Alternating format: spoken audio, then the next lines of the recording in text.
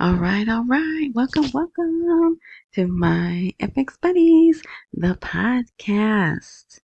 So if I say that, you know this is a full um package, video, whatever. A full episode. How about that? So if you didn't know, this is my second time recording for the day. Um the other one, so it'll be attached if you stay to the end of the video, and why wouldn't you? It pops up, a little icon at the end pops up, and you click on that and it'll take you to the last video I did, which was that show that I knew was good. I knew it was a good show because it had Samira Al-Nasari and Mustafa Hantoush and all these images of dinars and people at the bank getting stacks and stacks of dinars. And there was some other things, the ATMs, they show them at the ATMs, all of that.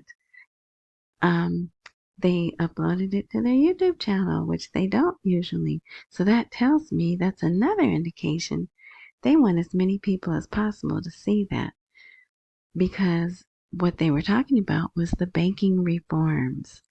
And again, in this episode of my FX Buddies, it's gonna cover um, the banking reforms, but this time in a more, instead of it being in speech form like it was yesterday, it's not exactly a bullet form, but it's easier and concise. And some people like to read those articles better than the speeches. So, yeah. And then also, I came across an article where they were talking about they're building all these high rises around the already established neighborhoods. And so you can see there's a little video, but it wasn't on YouTube. So there's a link on the last blog that'll take you to that article. I don't, I don't think I could put it there. I don't know, whatever. If you want to see it, that video will be at the bottom of this blog. All right. Okay. Enough of that. So thank you, thank you, thank you. So don't forget to hit the thumbs up on your way out. And you guys have, and it's been helping tremendously. And it's free. And then at 11 minutes and 11 seconds, a little icon pops up of, I think it's the My FX Buddies hat, which I have not. I made the little logo, but I haven't made the hat. But anyway, because I want to try to, if I was going to make something, I would want it made here in America. And I don't wear hats. So I don't know. But anyway, what else? What else? I think that's it. We'll just get right into it because I went a total different route. Oh, but you will have to, because the blog is parked at myfxbuddies.blogspot.com. Excuse me. My voice. See, I got a fan because someone gave me a fan, and I don't like using fans. I usually get not sick, but it messes with my throat, my voice. But it was so hot. It's been so hot lately in this little room here.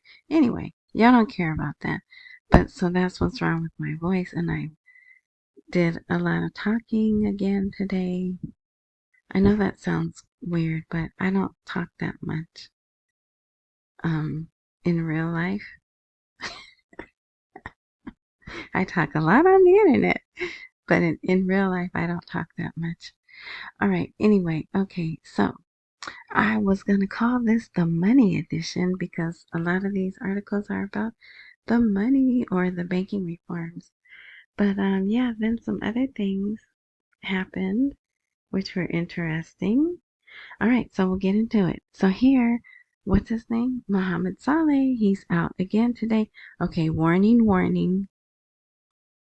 This article does say the end of the year. Warning, warning, end of the year alert. But that's it. Okay, everything else is good. Okay, so I put the Iraqi dinar in market stability. See, because they need to say that more, but I guess maybe they don't want to. It should say, so this is the title of the article. Um, Government advisor, which is Mohammed Saleh, great stability in the Iraqi market, but it should say in the exchange rate of the Iraqi dinar. And inflation falling to less than 3%. I don't believe that. If we manipulate our numbers, they probably manipulate theirs. The Prime Minister's financial advisor, Mohammed Saleh, confirmed that the significant positive interaction in the Iraqi market has had a significant impact on its stability, noting that this success is evident in the decline in annual inflation rates to below 3%. He also said this remarkable decline in annual inflation rates indicates that expectations related to the exchange rate are moving toward calm and stability. See, you thought I clickbaited you, huh? I know you, but nope, right there, the exchange rate. The parallel currency exchange market has begun to clearly follow the official market, and this trend is expected to continue until the end of this year based on current economic data. Okay, so we can look at this in two ways. They're going to change the rate at the end of the year, which, what can we do? Or, I mean, really, that's it, because once they change the rate, the parallel market goes away. Every place, every province, no, every government in the country should have the same price. Just like our dollar is a dollar, but it doesn't buy what it used to, right? I think, what wasn't, there had to have been a time when you could get a Hershey's chocolate bar for $1, right? Not anymore. Or, if I go to Arizona, it's still $1, right? It may buy less, but it's still $1. Well, not them. If they go to Halabja, their rate is one thing. If they go to Kurdistan, the rate is something else, right? Or I should say herbal. If they go to herbal, it's a different rate, and they have to calculate the rate, and then their purchase, what are they going to be able to purchase with that rate? So once the parallel market goes away, they should have a same price throughout the country for the dinar. And nobody should want dollars unless they're merchants and they're going to do business. Everyone should just want to use the dinar, just like we did, right? We want to use the dinar. Excuse me, the dollar. We want to use the dollar. All right, so yeah, like I said, that's it. This development, according to Mohammed Saleh, reflects an improvement in overall economic performance and the success of monetary and government policies aimed at regulating markets and achieving the desired economic stability. So why couldn't they do this all along? It just wasn't time, right? Whoever pulls the strings, what are those strings? Not heartstrings. Isn't there another? No, maybe it is just heartstrings, huh? Well, whatever. All right, so next article. Sadani directs a review of the provisions of the banking reform document after receiving comments from the Iraqi Private Bank Association.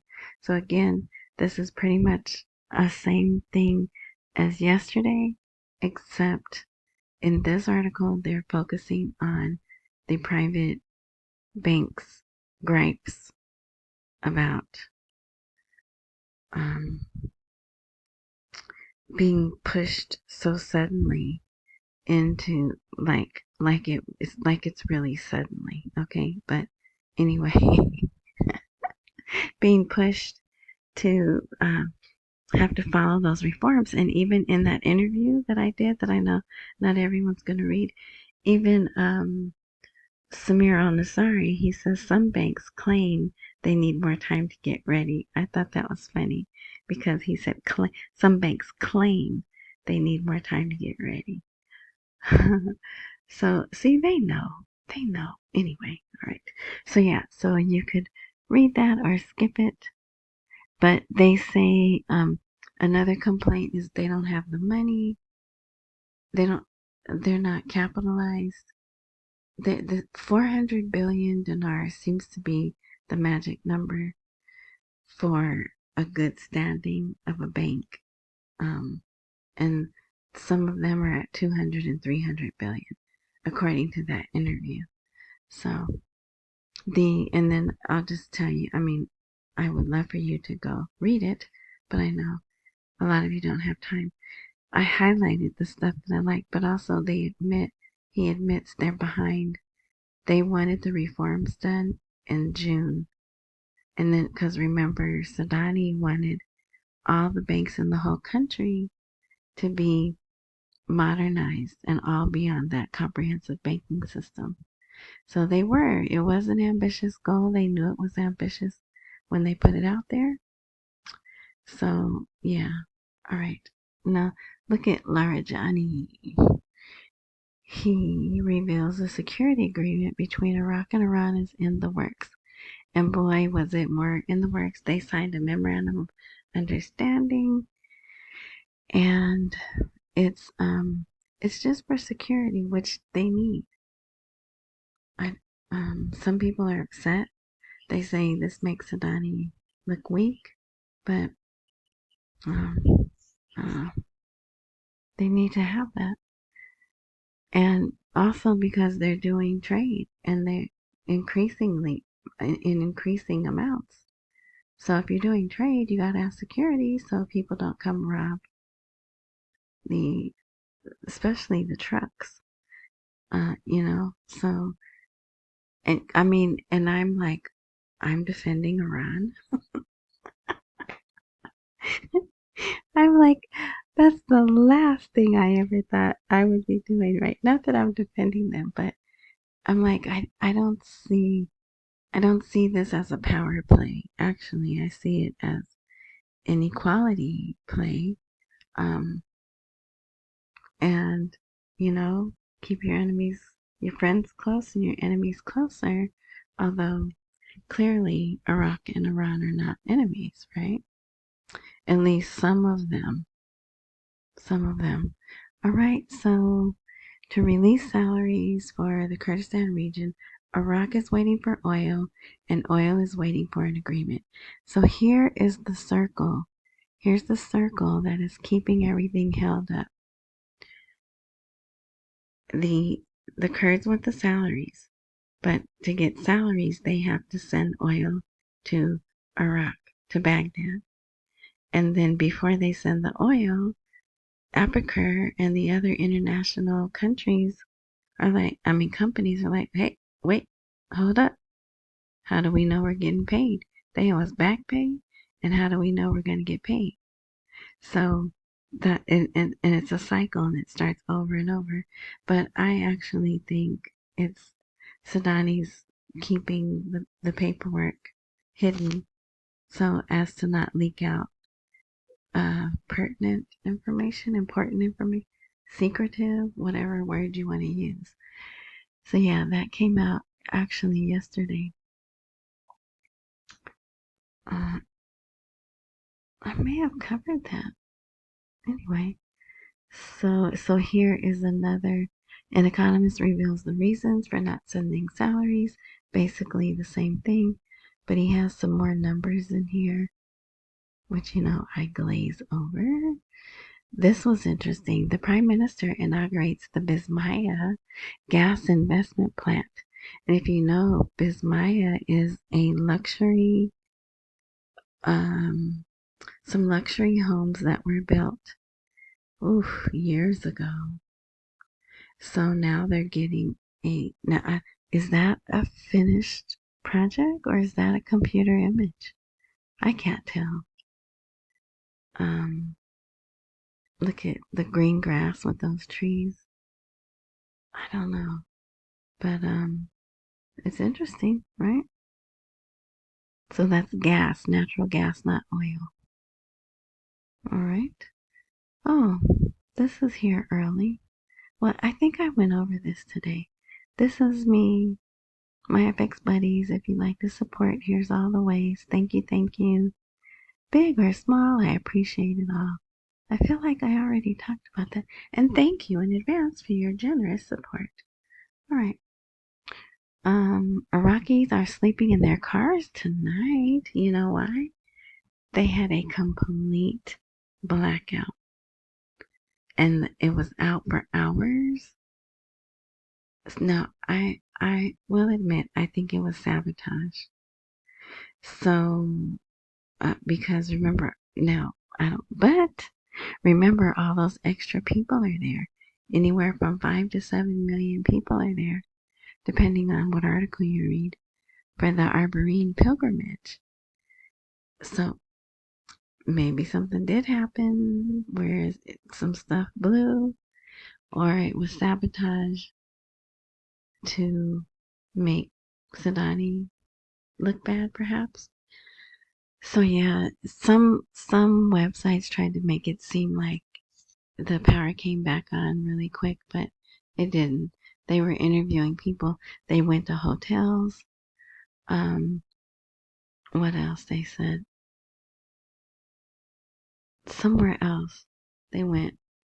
And then if they couldn't leave those, if they couldn't get there, they were putting gas in their cars.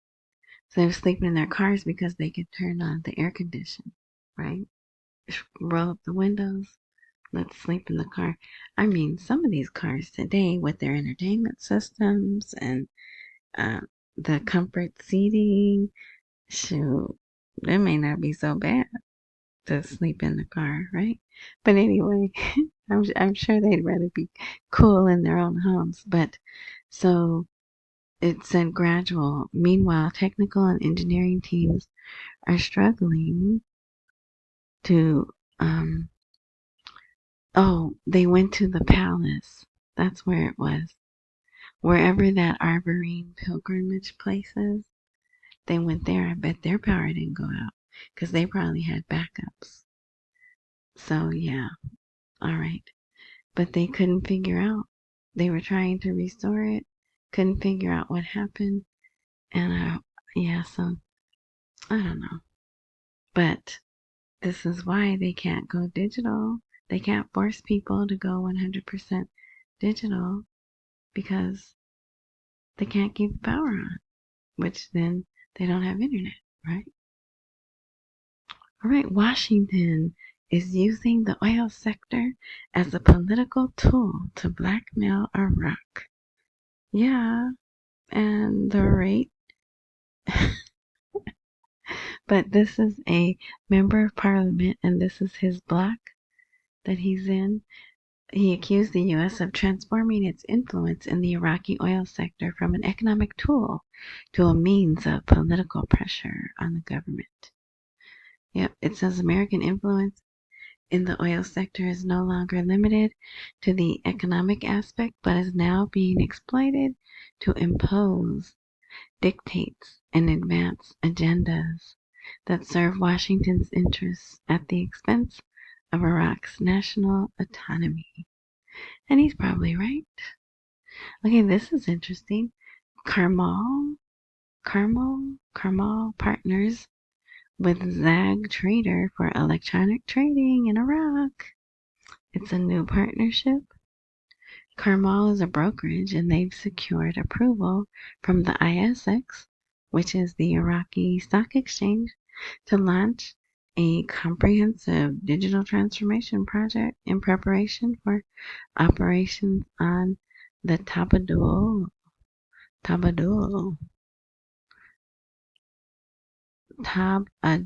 Yeah, that's how I would say that. electronic trading platform. So stocks, right? So Carmel will deploy the global platform to manage its front, middle, and back office operations, integrate AI technology, and implement anti-money laundering and know your customer procedures. So, see, money, money, money. And it's broadening trading to, more groups. So the CEO, Wasim Jazrawi, that's how I'm saying that, said the project will boost investor confidence and strengthen Iraq's financial market both regionally and internationally, praising the support from the Iraqi Stock Exchange and the Securities Commission. And then we have another one, Iraq's central bank to streamline cash withdrawal and deposits. Now, I read this a few times and it seems more like they're going to be protecting bank personnel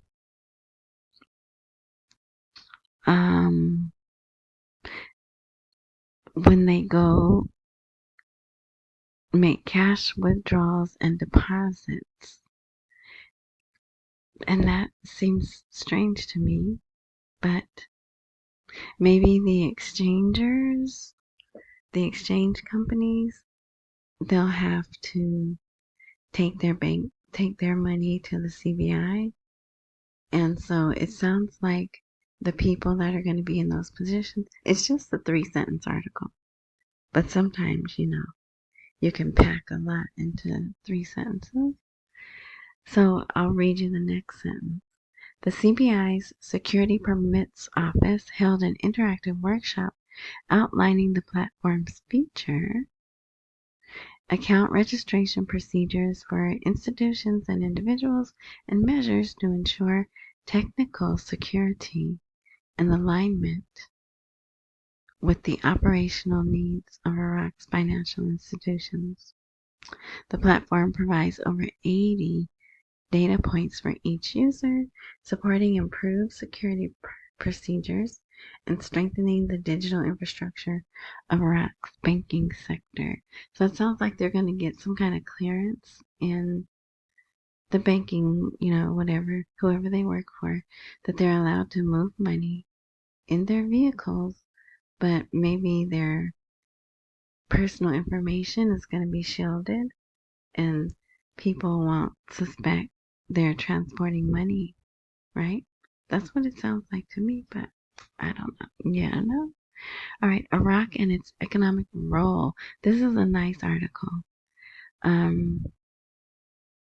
It talks about Iraq being a significant potential economic powerhouse, basically, in the region. But the role's been fluctuating and declining because of wars, corruption, and mismanagement. So it's very truthful, but also very good. So, yeah, if you want to read that, he talks about fluctuations in global market prices, limit its ability to exert economic influence beyond the framework. Despite Iraq's vast mineral, agricultural, water, and population resources, weak investment, and rampant corruption have prevented these resources from being transformed into economic strengths. And it is some of that, but it's also, they're purposely being held back. And we know that, and he probably knows that too. But again, he's speaking from the way things are now, the picture as it is prepared now, right? Then they talk about the ports and all of that. So yeah, it's like a breakdown of look what you could be, Iraq. So if they could, it says for Iraq to become a leader and an effective regional, jeez Louise, an effective regional economic player, Fundamental transformations are necessary in the country's economic and administrative structure, beginning with institutional reform and combating corruption, moving on to modernizing infrastructure, and culminating in developing a clear strategic vision for the national economy based on diversification and openness, restoring regional and international confidence in Iraq as a safe investment environment. Yeah, one day, right? One day.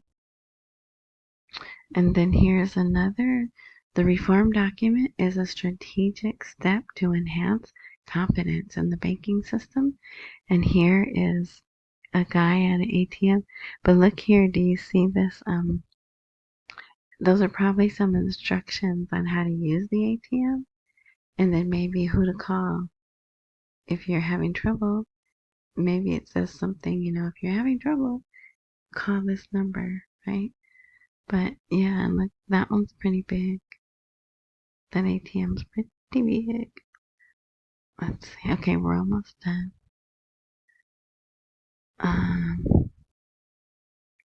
And this, they're quoting Ali Locke, putting his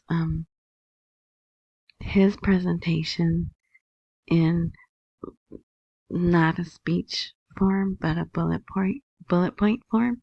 So global partners, they talk about Oliver Wyman, but look, the name is jacked up, but that's who it is. It's Oliver Wyman, because then here they do it correctly. Limited reservations, strategic partners, flexibility and strict procedures, loss of trust, so all of that. Expected international support. You know what? And the article's missing. He also came out and said the peoples. Yeah, see, I was so surprised that my one commercial came up so soon. Hold on, pause, and I'm gonna insert probably 2 more articles. All right, so it'll be out of order. Aliyah Locke, 80% of the currency is outside of the banks. So it's like, come on, people. We're trying to reform the banks here, but we need you to cooperate, right? But they're like, yeah, come on, dude. We want to cooperate, but you keep promising us purchasing power and yeah. But so, yeah. And it's interesting because he says 80%. Aliyah Locke says 80%. And was that Mohammed Saleh? Someone, I think just last week, right? Said 90%. But it says 80% of the Iraqi currency is stored outside.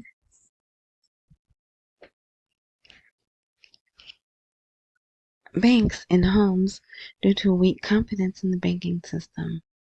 He explained that the reform document aims to modernize banks according to international standards and attract global partnerships. He also revealed that only 10% of banks expressed reservations. Okay, so that's new information. It's only 10% of the banks that are complaining, but it's still enough. Yeah, so those banks are complaining while there are 10 banks under liquidation due to inability to return customer deposits. That's not good, right? But okay. So the last article was again about Iran and Iraq. They're discussing holding a mini international meeting next month. I wonder if we'll be invited. All right. So thank you for listening. Again, you know how to get to those articles. Look for a more info intro description box. Click on that, and a box opens with a link directly to the blog, the free blog. You don't even have to put your email in, and I don't sell you anything. All right. Yeah, that's it. Again, I ask you, thank you for hitting the thumbs up on your way out. Accumulate while we wait for the rate to appreciate. Don't miss any meals and pay all your bills. And like, subscribe, join, because I don't update regularly. So when I do, supposedly, if all things work like they're supposed to, you will get a notification. All right. Please have a good evening. Enjoy the rest of your morning, night, noon, whatever time frame you are indulging in this content. And until next time, which will probably be tomorrow.